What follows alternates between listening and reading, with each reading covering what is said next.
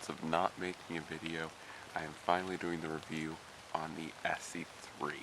And to give some explanation on why I haven't done a video in 2 months, I upgraded to Windows 10 on my computer, and there was some incompatibility with my editing software in Windows 10, so I had to wait for that to be worked out. So, unfortunately, I shot some videos and was unable to edit them, and so I couldn't really do much.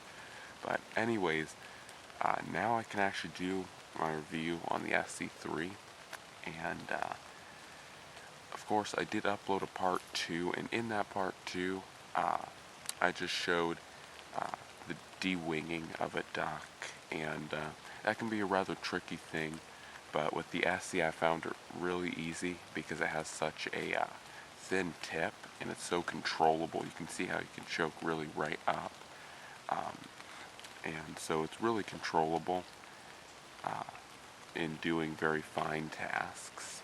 So I would also recommend you guys go check out that video, but this is pretty much going to be my impressions on it.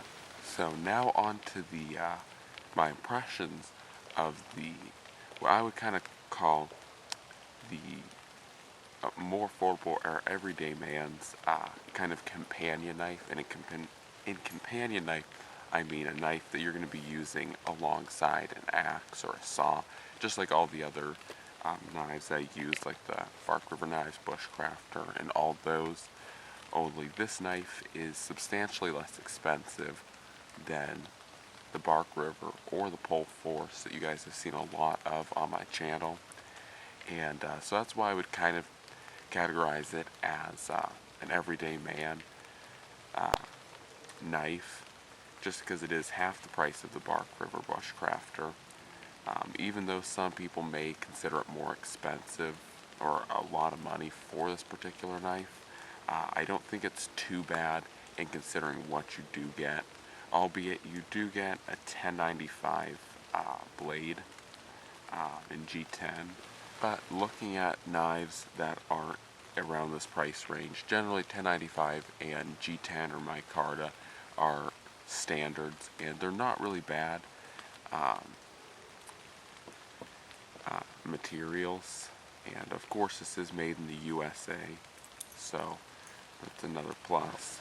So now getting into the ergonomics. The ergonomics are definitely something that kind of surprised me with this knife, and they are really interesting as far as, if you look, this knife pretty much just has flat, slabbed scales, and they are textured, of course, and the texture is pretty good, at least when your hands are dry. In conditions like today, this doesn't really do much for the hand, pretty much just slips around. But like I was saying, there really is no swelling. There's no palm swells or dips in it. It's just pretty much 2 slabs, and it's not horrible because they did do a lot of rounding, and the rounding that's done on this is very good. There's no hot spots, but overall, because there's no palm swell, I find that it really kind of struggles to fully fill up the hand, and that can be a problem. I mean, if you're just using the knife and you don't care, it shouldn't be a problem. But if you're like me and you've handled knives like the Pole Force or the Pole Force November 1 or the Bark River knives Bushcrafter that do have significant palm swells, and you'll really feel the difference going in between them, just because they feel like they fill up your hand so much more than just these flat slabs. But it's not a huge deal. Like I said, it's still reasonably good. Still fills up a hand reasonably well. And once again, considering the price point of the other 2 mentioned knives and this, it can be understandable, albeit things like the tops, Brothers of Bushcraft, Fieldcraft, does have really good palm swells and really good ergonomics, and it's actually right around the same price, if not less than this knife, and so that is kind of a bad thing. So now on to edge. This is where you're either going to like this knife or not. It is a full flat grind, which in a knife this small, I really like it. In larger knives, I'm not too keen on full flat grinds just because they're a very delicate grind and they're really best at processing food or processing wood with the edge, of course, not with the tip, unless it's just food. Food's good for the tip. Wood would likely break this tip, but anyways, I'll get to that in a little bit.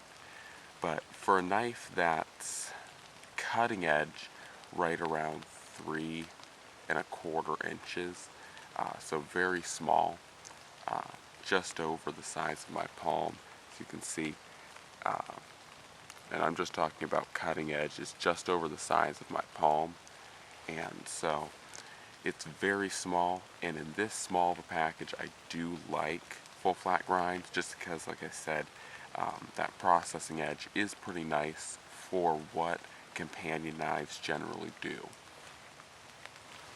But as I did mention, one thing with it is this is of course a very thin blade inherently. It really has to be for a full flat grind. It's around 0.12 of an inch or 3 millimeters, and of course that tapers as you get closer to the tip, and this tip is very, very fine. As you guys can see, try and put it against a good background, but it is a very thin tip and extremely fragile, and usually I do, as most of you guys know, try and make netting needles, and that's just to see the tip strength. But on this I didn't even try, just because I know I would snap the tip on this knife, just because it's so thin and it's so fragile. So that's pretty much the knife. I will say it does come, all ESEE knives come with a really awesome warranty, so if you ever did snap the tip or if you ever did break it in any way, they will replace it, no questions asked. As far as batoning goes, I did batoning with this knife. Because it's very thin, it's not a very keen batoner, and that's just because with batoning it's really about wedging the wood apart, whereas this knife's core philosophy is to slice, and so when you try and baton, it will baton, but it's not really wedging the wood apart, so you have to use more energy and more strokes to baton wood successfully with it. That being said, I may keep drilling in all these bad points on it, but I really do like the knife for what it is. Like I said, if you pair it up with a really good axe, batoning shouldn't be a real issue. I mean, when I have an axe and a knife, I'll always go with the axe for batoning or splitting. It just makes more sense. And yeah, a saw as well for processing larger wood would be great. So that's about all I have to say on the knife. I do want to show some competitive options because in this range there are a lot. And of course the Pull Force November 1 being on the top end of the spectrum, where this is like $340 to $365, where this is only like $110. So we're talking a lot less money for this. Of course, the Bark River Knives Bushcrafter is also about double the price of the ESEE. This is about $230. So once again, we're talking more money.